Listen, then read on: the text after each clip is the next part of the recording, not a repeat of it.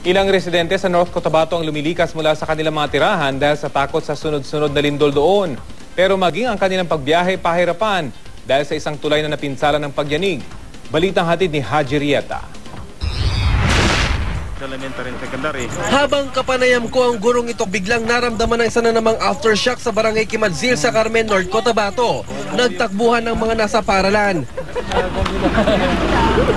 Alas 4 ng madaling araw naman nang yanigin ang bayan ng 4.1 magnitude na lindol.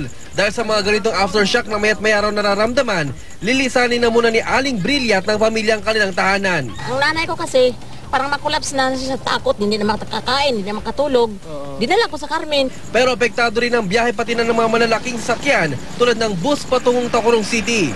Hindi mo na sila pinadaraan sa UPN Bridge sa Kimadzil na nagkaroon ng crack sa pundasyon. Mas lalo na mag-load ng sobra sa 5 tons, baka anong mangyari, mag-movement siya, magsabay pa talaga sa crack. Ang mga pasahero naglalakad o naghahabal-habal muna patawid ng tulay. Itong mga pasahero na nandito ngayon ay talagang sila yung mga stranded dahil hindi sila maaaring sumakay sa mga bus gaya nito dahil hindi kaya nung tulay na naapektuhan nga ng nangyaring lindol nitong Sabado at kaya itong bus na ito ay susundo siya ng mga pasahero dito pabalik naman sa kanilang pupuntahan ngayon doon.